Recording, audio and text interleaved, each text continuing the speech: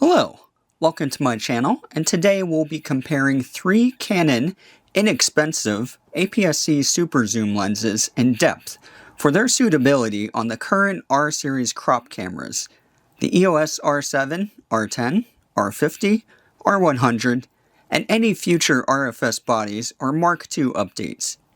As always, if you want to skip straight to certain tests or conclusions, see the chapter bars below or consult the timestamps in the description. For the purposes of this video, a superzoom is defined as a lens that covers a broad range of focal lengths and a broad range of potential photography or videography subjects, or genres if you will. A jack of all trades but master of none. Superzooms typically trade image quality, size and weight, and/or aperture speed, at the very least, for their versatility compared to primes and smaller range zooms, the amount of which varies from lens to lens. Tamron's 18 to 400 mm is an extreme example of a superzoom, but the three we're looking at today bear a more modest range, which in theory should lead to fewer sacrifices. So let's finally introduce our lenses here in more detail. The EFS 18 to 135 mm IS STM, the EFS 15 to 85 mm IS USM, and the RFS 18 to 150 mm IS STM. All three lenses have variable apertures, zoom externally, lack weather sealing, and have standard filter threads, and feature image stabilization. That last one ensures that even the R100, 50, and 10 will be able to enjoy sharper images at lower shutter speeds and smoother handheld video, the degree of which may vary, as we'll find out later. The two EFS lenses will work natively on older EF mount APS-C DSLRs, but will also work on all R-series mirrorless cameras with an EF to RF adapter. All RF and RFS lenses, however, can only be used on the R-series cameras. None included a hood new, which is extremely petty on Canon's part, but even the two EFS lenses did work with the very handy focus bracketing and depth of field preview features that modern R-series bodies boasts. The EFS 18 to 135 mm F3.5-5.6 IS STM is the second of three versions, the first of which was released in 2009 as the IS version. This IS STM version, released in 2012, features a quieter autofocus motor and a revised optics compared to the original.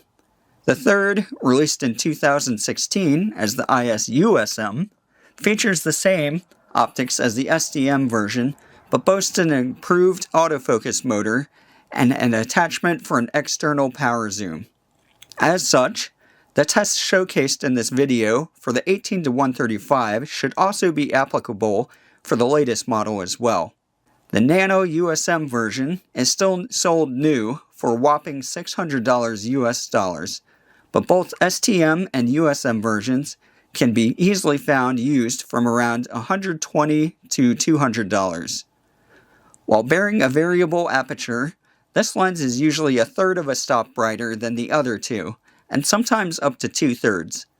The large zoom range gives this lens a lot of versatility, perfect for beginners who don't want to change lenses, or those who are traveling light with no specific subjects in mind.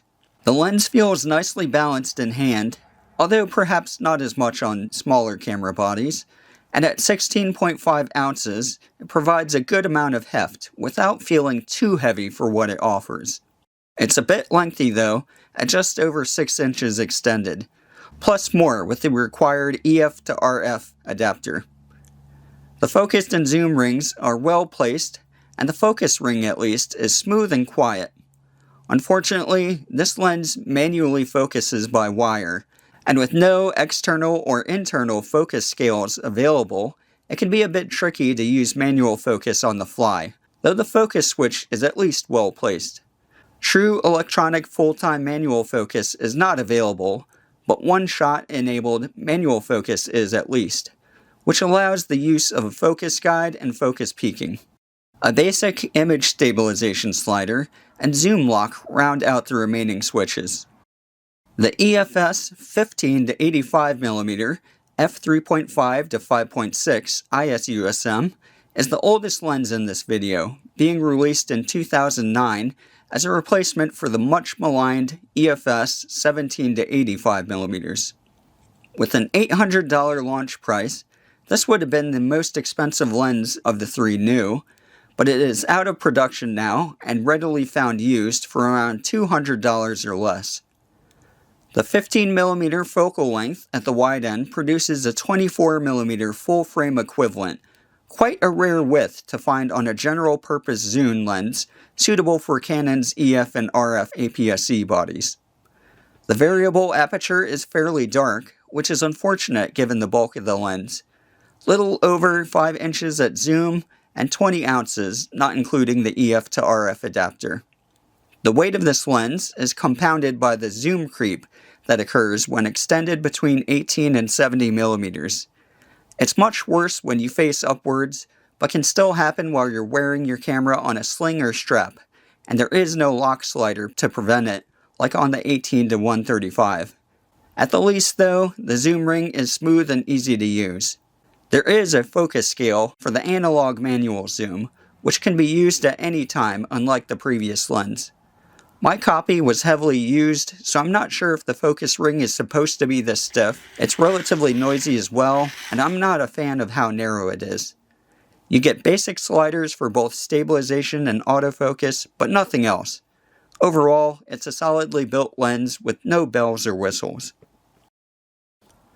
Last but not least, the native RFS 18 to 150mm F3.5-6.3 IS STM.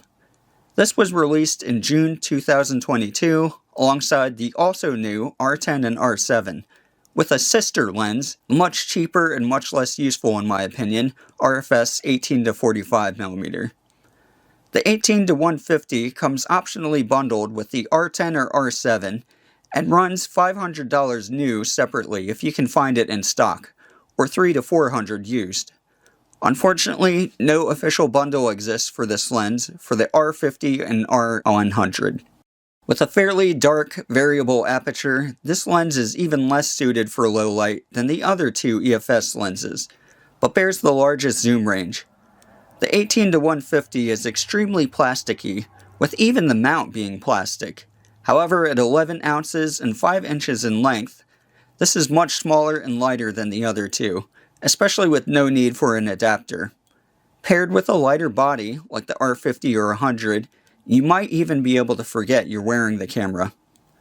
No external buttons or scales are present, and aside from the zoom ring, there's only a single control ring, which by default is used for manual focus, but can be programmed for exposure or other variables if you also have a R10 or R7.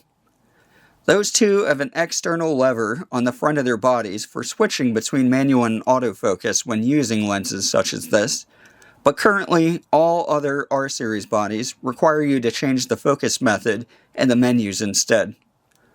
Full-time electronic manual focus is available, and you can activate an extremely useful focus and distance scale for the screen and viewfinder, which also shows the variable minimum focus as a gray bar.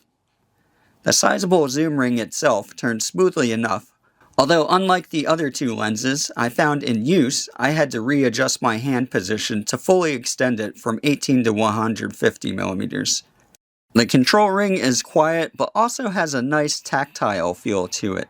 Unfortunately, at least on the R7 and R10, it can't be programmed for both the manual focus and something else at the same time.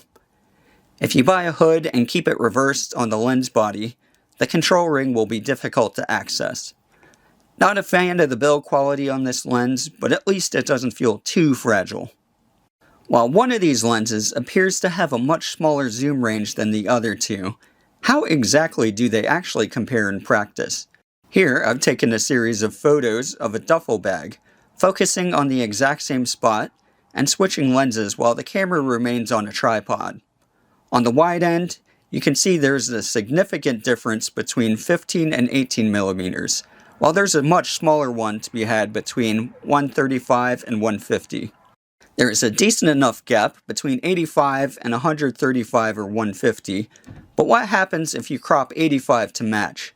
The EFS 15 to 85 actually fared pretty well here, at least with the R7's 32 megapixel sensor, but maybe the RFS 18 to 150 is extra soft at its maximum length. A more formal image quality test is in order. Before we begin that test in earnest, let me explain the parameters.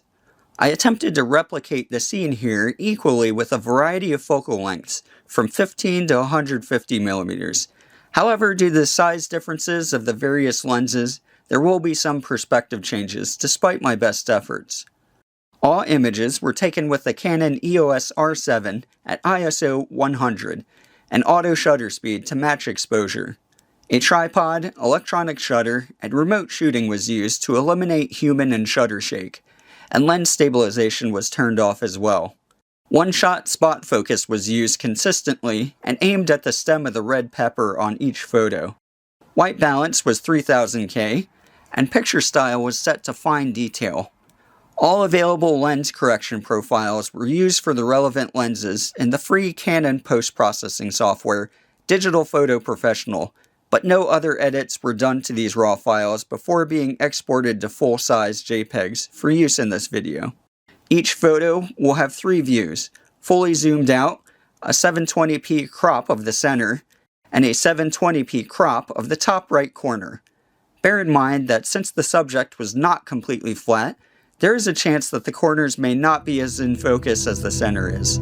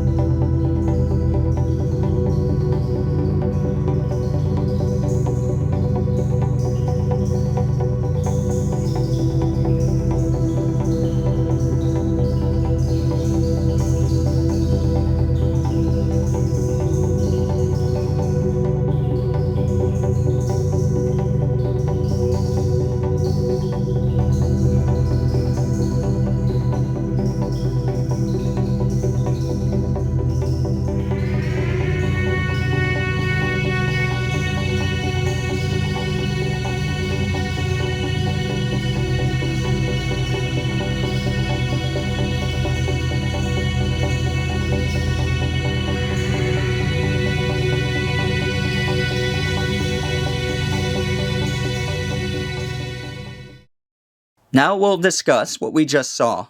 Bear in mind that this is just my own observation and opinion, and you may have differing ones. Starting with 15mm, the EFS 15 to 85 stands alone. We see quite nice sharpness in the middle, but not so much in the corners. Stopping down to f4.5 helps only a bit. Moving on to 18mm, we can introduce the other 2 lenses, with everyone at their brightest aperture. The 15 to 85 is a third of a stop darker, but still nicely sharp centrally, and way ahead of the 18 to 135. The RFS lens, however, wins this focal length, especially so in the corners. Stopping everyone down to f4.5 barely helps the other 2 EFSs. At 24mm, the RFS maintains a slight lead over the 15 to 85 centrally, while the 18 to 135 is still noticeably behind, though not nearly as badly as at 18mm. The EFS lenses are still showing poor corners, and stopping down to f5 hardly improves things, though centrally the gap has narrowed.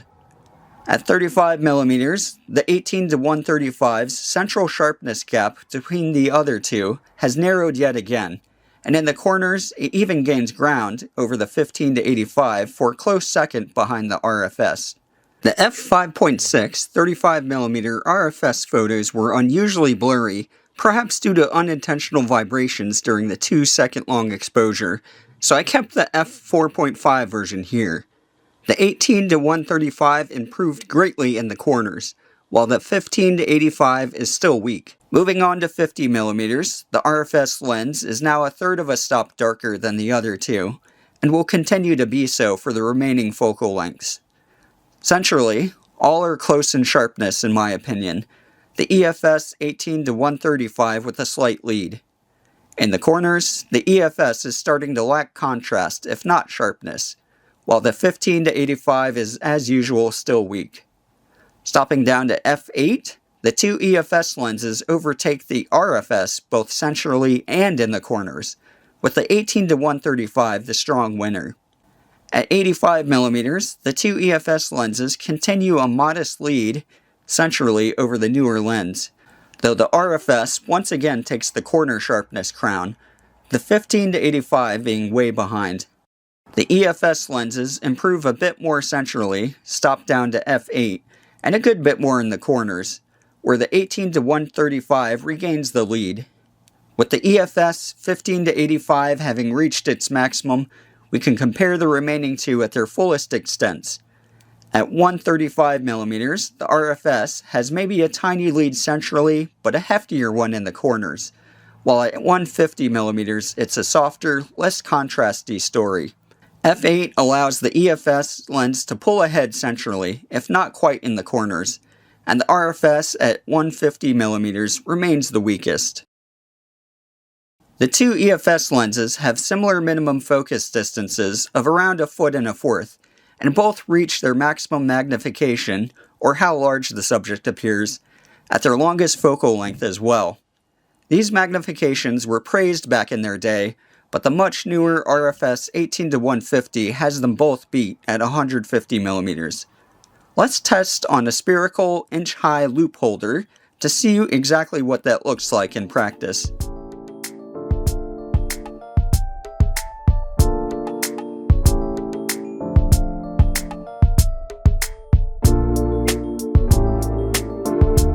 The 18-150 did well in comparison, but it actually focuses much closer on its wider focal lengths, and if you use manual focus, it's enough to be considered macro by lens marketers.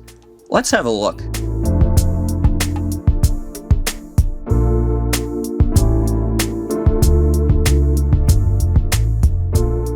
As you can see, the 18-150 blows away the other two here, and for a lens already so versatile, this is a very attractive feature. Related to minimum focus distance, the maximum background compression possible with each lens depends on how close you can get at a given focal length, and the maximum background blur depends on the aperture, focal length, distance of the subject from the background, and how close you can focus on the subject. For this test, our subject is a 3-inch high painted skull, about 5 feet in front of a small busy table. For each lens, I focus as closely as possible with the longest possible focal length of a given aperture.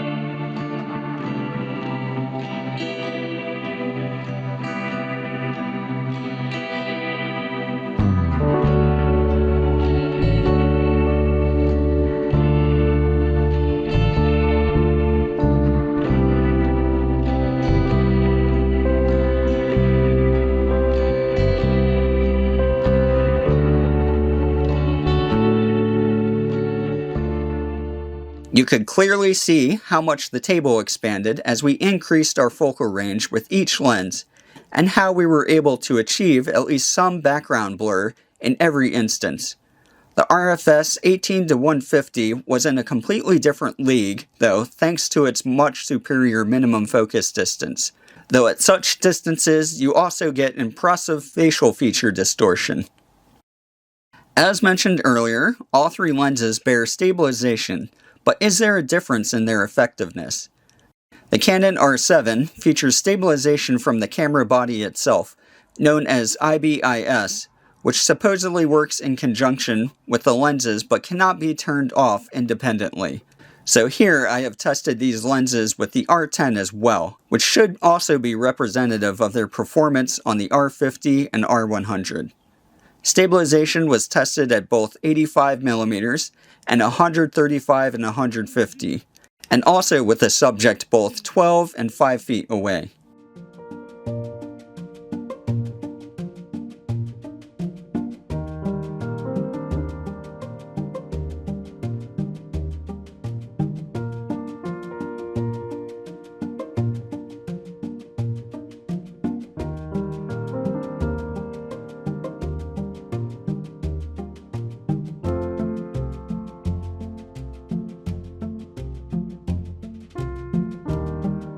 The RFS 18 to 150 mm appears to do the best here, at least at distance, but the other two put in quite close performances as well despite their age. The R7's IBIS did appear to have a small positive impact too, but that camera's increased size and weight versus the R10 could also be affecting the results here. I had no complaints about the autofocus performance of these three lenses in real-world use, not even 2009's EFS 15-85, and I was surprised at how swiftly both EFS lenses could focus on these blazing fast modern mirrorless cameras.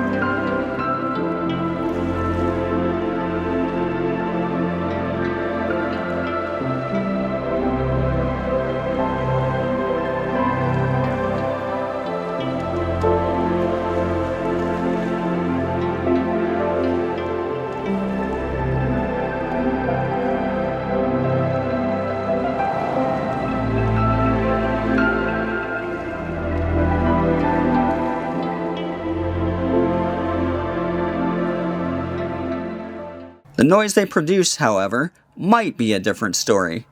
Here, using the R7's internal microphone with the noise reduction features turned off, let's have a listen to the in-camera audio as these lenses autofocus in video mode.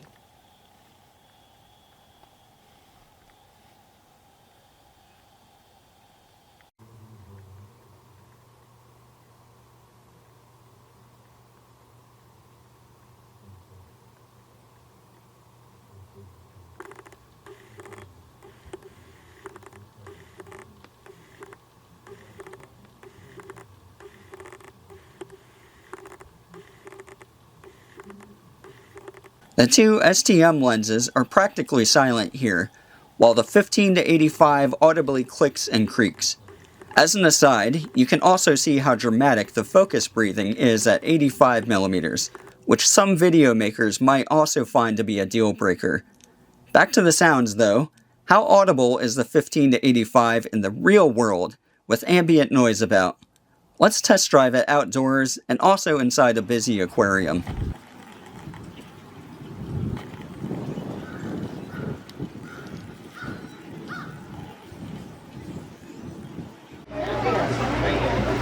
Although there are autos in there.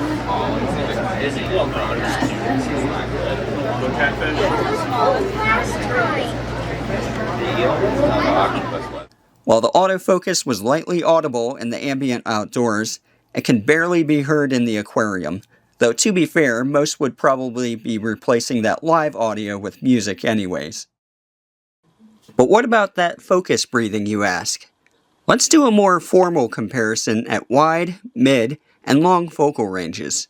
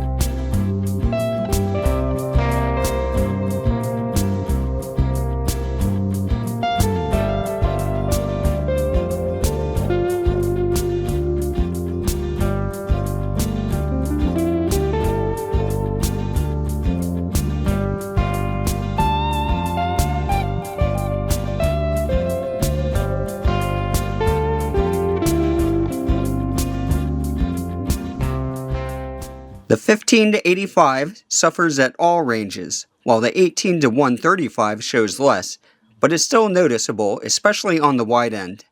Any focus breathing on the RFS 18 to 150, however, was imperceptible at all focal lengths. With in-camera corrections enabled at least, none of the three lenses seemed particularly susceptible to color fringing. For this angled lit text, I was unable to trigger the phenomenon on the out-of-focus edges. How about the highlights of an angled wire brush lit by direct light, testing out both widest and longest focal ranges?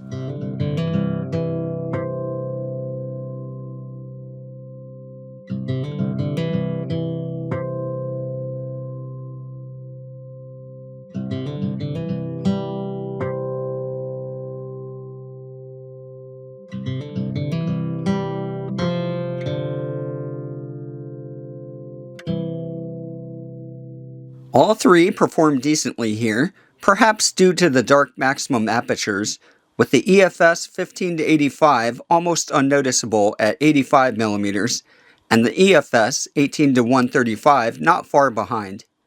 The RFS 18 to 150 was more noticeable and didn't reduce much when stopped down, but if we compare its performance to the cheap, basic RFS 18 to 45 kit lens, you can see what distracting fringing looks like. On the flip side, see how a mid-range prime, the $600 RF 24mm f1.8, fares in comparison. Color fringing also frequently shows up in the backlit high contrast scenes, like this late morning tree scene here. In this challenging situation, all of the lenses display some magenta on dark edges, the EFS 15 to 85 being particularly strong, especially in the corners. Stopping down to f8 helps in most cases.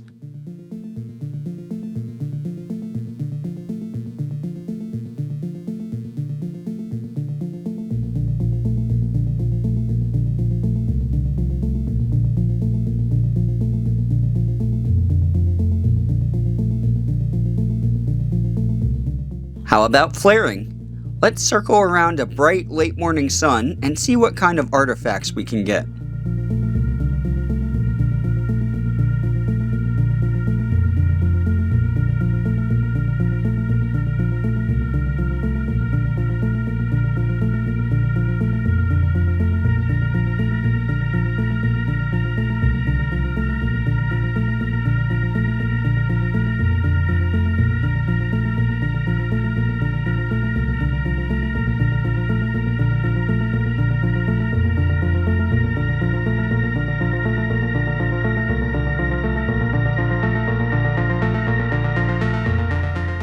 All three lenses are susceptible to obnoxious flaring, but the RFS 18 to 150's flaring is the busiest.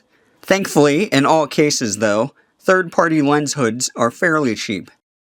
I'm no expert in assessing background blur and light spear quality, and had no complaints about what these lenses produced. The results from this particular test seem similar across the board, aside from some minor differences such as the stronger onion ringing from the 15 to 85.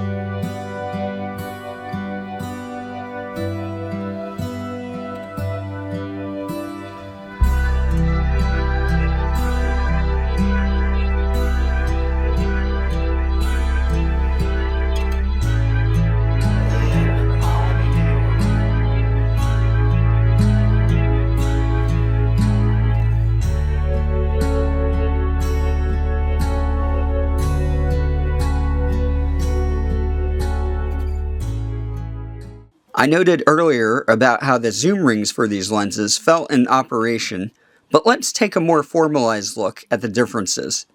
Watch for the smoothness of the zooms, listen to how they sound, and also see if you can notice the darkening of the scene as the maximum aperture reduces while the lenses extend.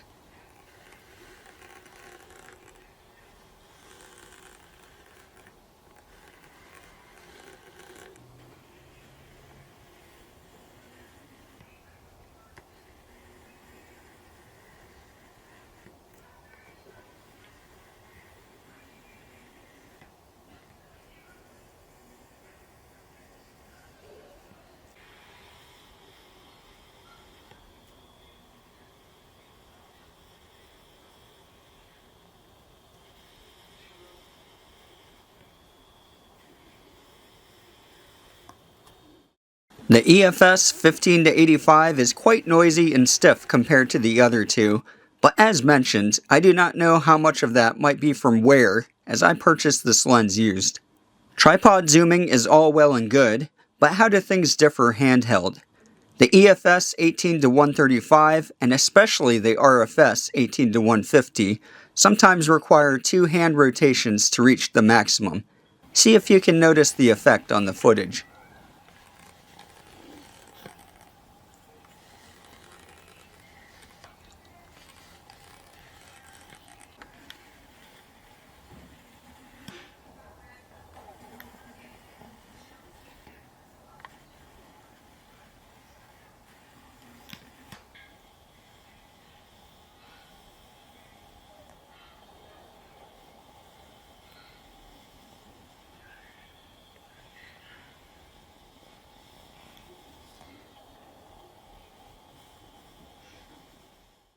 The manual focus rings vary in location and ease of rotation, but how does that affect their performance in video?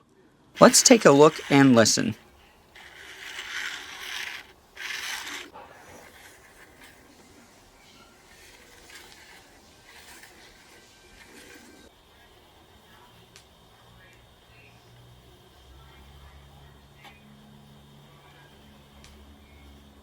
The RFS lens is the clear winner for video here, and has the added bonus of full in-camera focusing features.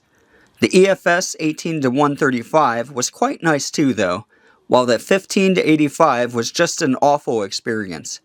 Again though, that could very well be caused by heavy wear from a previous owner. Let's put all these test results in full context and determine which of these 3 lenses make the best super zoom for modern Canon APS-C cameras. Predictably, the answer will depend on each potential owner's needs, budget, and tolerance for quirks, as each of these lenses has strengths and weaknesses. All are more than usable, and all can produce fantastic images and video, so you really can't go wrong with any of these 3 unless you have specific needs.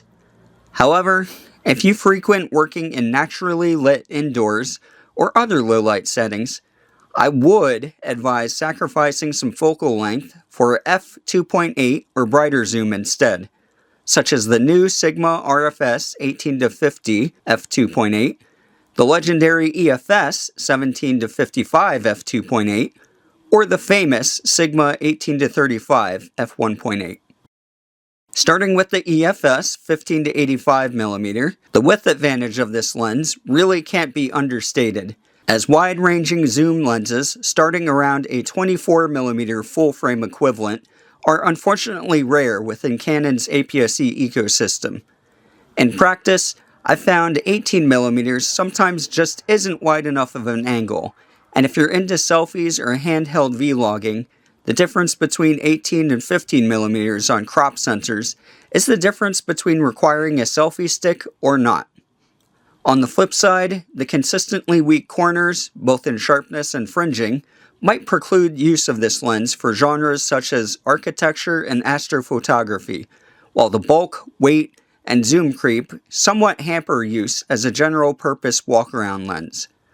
The noisy auto and manual focus, as well as the focus breathing, are not ideal for video either, and for indoor use, the maximum aperture darkens quickly as you zoom.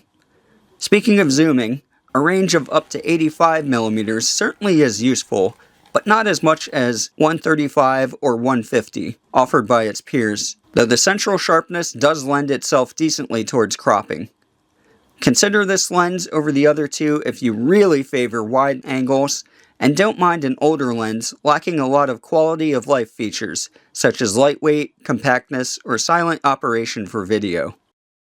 The EFS 18-135mm STM or USM might seem redundant on the RF mount, and if you favor wider focal ranges, you may be disappointed by the softness on display here.